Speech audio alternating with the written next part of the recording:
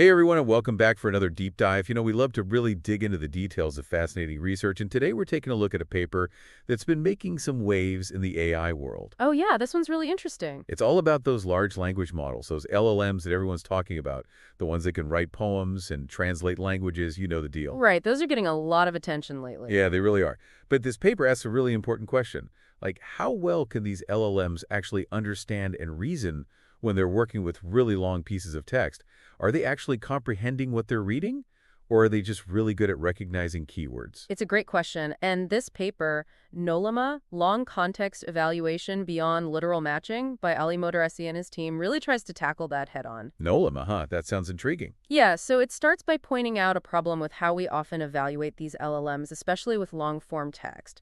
You see, a common test is something called needle in a haystack, or NIH for short. Needle in a haystack. Okay, that sounds familiar. Yeah, so it's like, imagine you're trying to find one specific piece of information buried in a huge document, a ton of text, but you're just looking for that one little detail. So like trying to find a specific fact in a dense research paper or something. Exactly. And that's what these LLMs are often asked to do in these tests. But here's the catch. Many NIH tests actually make it way too easy for LLMs to kind of cheat. Cheat.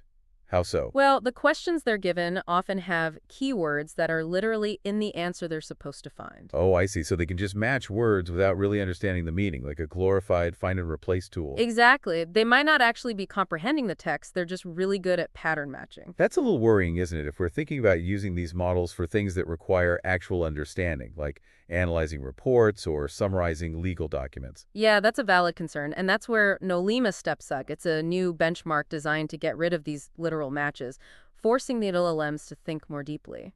NOLIMA, that stands for Long Context Evaluation Beyond Literal Matching, right? You got it. Okay, so tell me, how does NOLIMA actually work? What makes it different? So instead of those obvious keyword clues, NOLIMA creates NIH tests where the questions and the answers are connected through these subtle real-world relationships. The model actually has to understand the connections to answer correctly. Okay, so it's not just about finding a word, it's about making connections between ideas. Exactly. So, like, there's this one example in the paper. The target phrase is, actually, Yuki lives next to the Semper Opera House. Okay, I'm following. And the question that the LLM is asked is, which character has been to Dresden? Interesting. So the model needs to know that the Semper Opera House is in Dresden to answer correctly. But that's not directly stated anywhere. That's the point. It forces the model to actually understand the relationship between those two pieces of information. It has to make that leap, that connection on its own. So what happened when they tested these LLMs with NOLIMA? Did they pass with flying colors? Well, that's where things get interesting. Even the most advanced LLMs like GPT-4, Gemini, Llama, you name it, they all started to struggle with NOLIMA as the text got longer.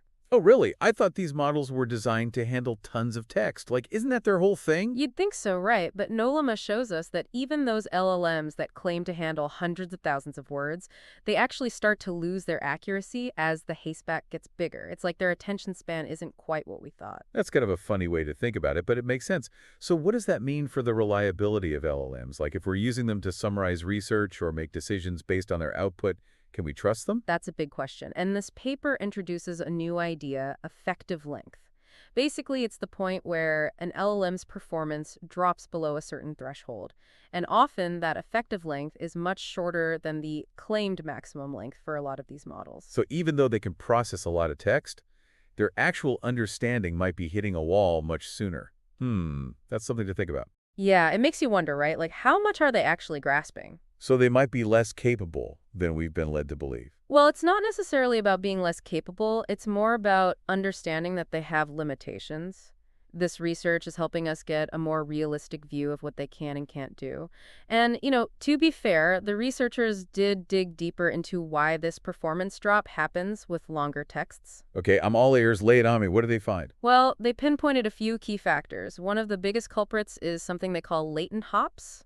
Latent hops. Okay, I'm not familiar with that term. What does it mean? Basically, it's the number of reasoning steps the model has to make to connect the dots and get to the right answer. Like in that Dresden example, the model had to make one latent hop, realizing the opera house is in Dresden. Right, right. But they found that questions that need multiple latent hops, like knowing Dresden is in Saxony, which is in Germany, those are much harder, especially with longer texts. It's like trying to follow a recipe with too many steps. You're bound to miss something along the way. Exactly. It's too much for the model to keep track of. And it's not just the number of steps. They also found that changing the order of words, even if the meaning stays the same, can totally throw off the LLMs. They call this inversion. Inversion. Okay. Give me an example. I'm not sure I quite get that one. So picture that phrase about Yuki living by the opera house, but flipped around. Instead of saying, actually, Yuki lives next to the Semper Opera House, it says, the Semper Opera House is next to where Yuki lives. Huh. That seems like a really subtle change. Would that really impact the model? It might seem minor, but it actually made a big difference. It seems like these LLMs are still really sensitive to the exact order of information, even if the overall meaning is the same. So they haven't fully grasped the underlying relationships between concepts. They're still kind of stuck on the surface level of how the words are arranged. That's what the research suggests. It's almost like they're more like sophisticated parrots mimicking patterns than actual thinkers making deeper connections. Wow, that's a pretty powerful image. So even though they can generate human quality text, their understanding might not be as deep as we assume. It's like they're easily tricked by the surface appearance of language. Yeah, it's like they haven't quite mastered those subtle nuances that we humans take for granted.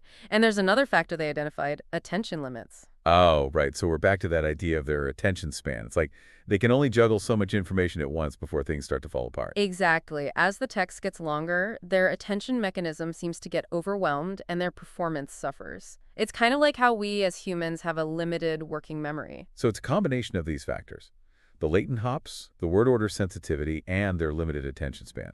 That's why we see that performance drop with longer texts. It seems so, and this research is really important because it helps us understand that these LLMs, powerful as they are, still have limitations. It's not about saying they're failures, it's about appreciating both their strengths and their weaknesses. Absolutely, and especially as we start using these models more and more in real-world applications, it's crucial to be aware of those limitations. Couldn't agree more. It's not about abandoning LLMs altogether, it's about using them thoughtfully and strategically. It's like knowing the right tool for the job and being aware of when that tool might not be the best fit. Exactly.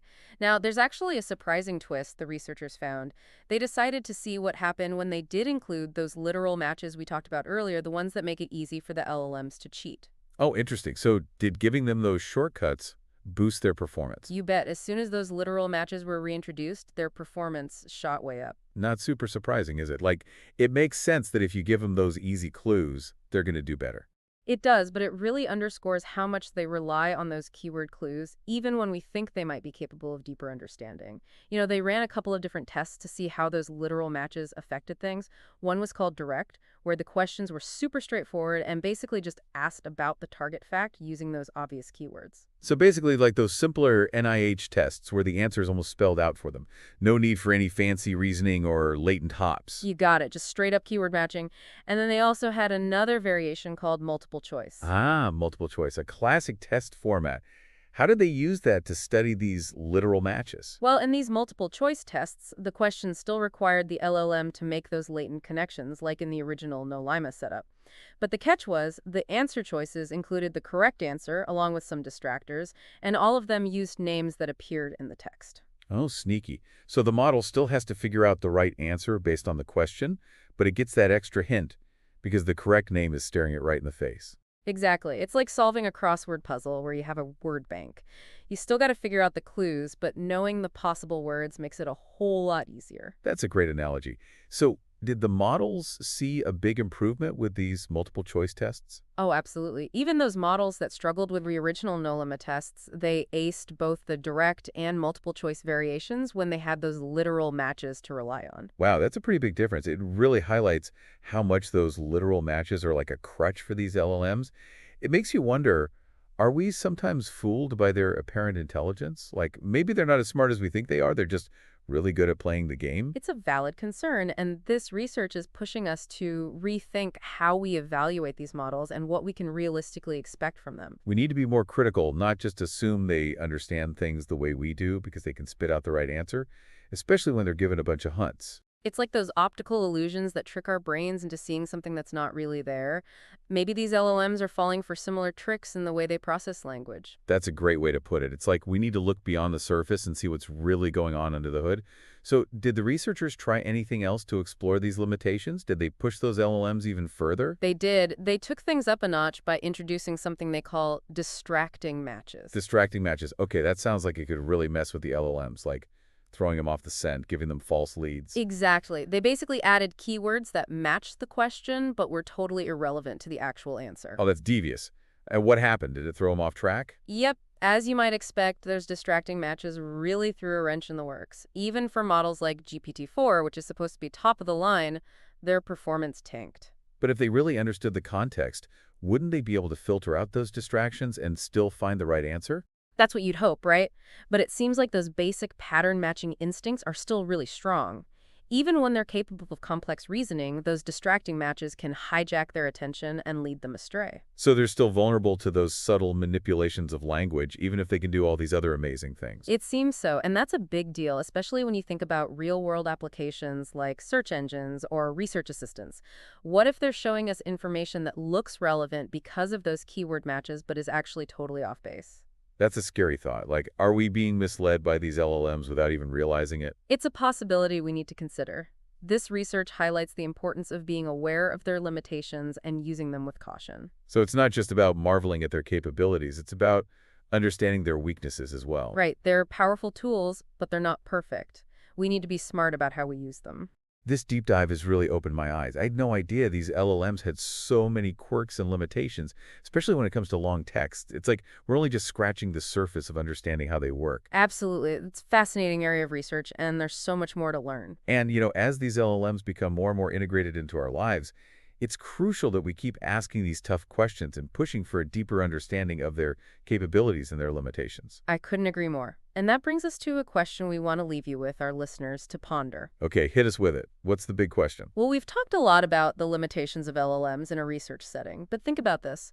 What other real-world situations could be affected by these limitations in LLM reasoning? That's a good one. Like, are we becoming too reliant on LLMs for tasks that demand a really nuanced understanding of language? Are there potential risks we're not even considering yet? Those are important questions to think about. This research is just the tip of the iceberg. It's the beginning of a much larger conversation about how we develop, use, and interact with these increasingly powerful AI technologies. It's a conversation we need to be having, that's for sure. Agreed. And on that note, we'll take a quick break and be back in a moment to wrap up this episode with some key takeaways and final thoughts. Sounds good. We'll be right back. So before the break, we were talking about how those distracting matches can really throw LLMs off track. Like, even if they're capable of complex reasoning, those irrelevant keywords can kind of hijack their attention. Yeah, it's pretty wild, and the researchers actually went a step further with those distracting hatches. They got pretty strategic with how they designed them. Strategic? How so? Like, what did they do? Well, they went beyond just adding random sentences. They actually created these distracting sentences to specifically target different parts of how an LLM reasons. Like, for example, they made sentences that used the same keywords as the important information, but they connected those words to a different person. Oh, I see. So the model sees familiar words, thinks, aha, found it, but it's actually focused on the wrong person. Exactly. It's like a magician using misdirection, you know? The LLM gets so fixated on those familiar keywords that it misses the bigger picture. So it's not just about the keywords themselves, it's about how those keywords are connected to the rest of the information. It's all about context. Exactly. And when they added those strategically placed distractors, it really messed with the model's performance. Even those that did well on the original NOLIMA tests started making mistakes. So even though they can do all these impressive things, they're still pretty vulnerable to these subtle tricks, huh? Yeah, it shows that we can't always take their apparent understanding at face value. We have to be aware of these potential pitfalls. It's like those logic puzzles where one tiny detail can change the whole solution. If you don't pay close attention to every little thing, you can easily end up with the wrong answer. That's a great analogy. And, these vulnerabilities have real implications for how we use LLMs in everyday life. Like, think about search engines. Oh yeah, good point. I've definitely had those moments where I search for something, find a result that looks perfect based on the keywords, but then I click on it and it's totally irrelevant to what I was actually looking for. And that might be because the search engine, which is probably using an LLM to understand your query, got tricked by those distracting matches. It saw those familiar keywords and thought, this must be what the user wants, but it missed the bigger picture. So it's not just a theoretical problem. It can actually affect our everyday experiences with technology. It makes you wonder, Are there any ways to address these limitations? Like, can we make these LLMs more resilient to these tricks? Well, the researchers do offer a few suggestions. One thing they emphasize is the need for better benchmarks. Like, we need tests that actually measure an LLM's ability to reason and understand, not just its ability to match keywords. So tests that are more like NOLIMA and less like those simple needle in a haystack tests that basically hand them the answer on a silver platter. Exactly. We need to challenge these LLMs, make them prove that they actually get it. Push them to think critically.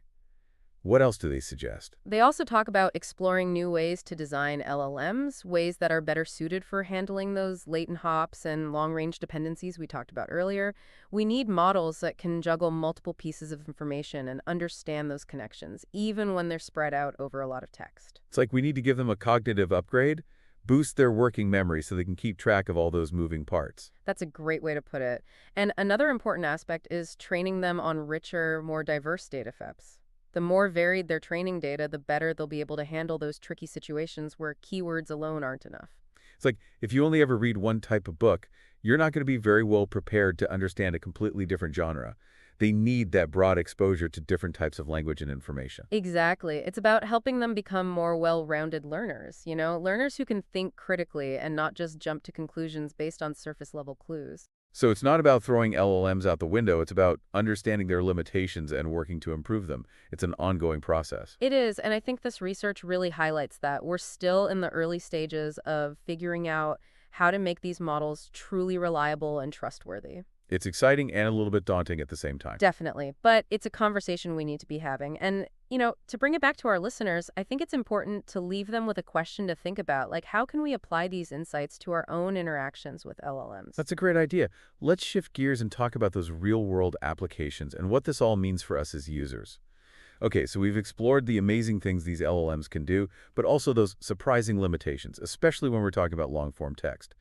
But now let's bring it back to us. Like, what does all this mean for people who are actually using LLMs out in the real world? That's the key question, right? Like, how do these findings impact our everyday interactions with these AI tools? Exactly. Because let's be honest, we're using LLMs for more and more these days. Summarizing articles, translating languages, even writing creative content. And it's easy to get swept up in all the hype. But what this NOLIMA research shows is that we need to be a little more cautious. Like, we can't just assume that these models are truly understanding everything they're processing, especially when it comes to those longer, more complex texts. Right. We've seen that those impressive capabilities can sometimes mask those underlying vulnerabilities. Exactly. And one of the big takeaways is that LLMs can be really biased towards certain keywords or patterns, even when those aren't the most important parts of the text. It's like they get distracted by those shiny objects, those tempting keywords, and they lose sight of the bigger picture. That's a great way to put it. And so what can we do about it? Well, a good strategy is to avoid relying on just one method or one LLM.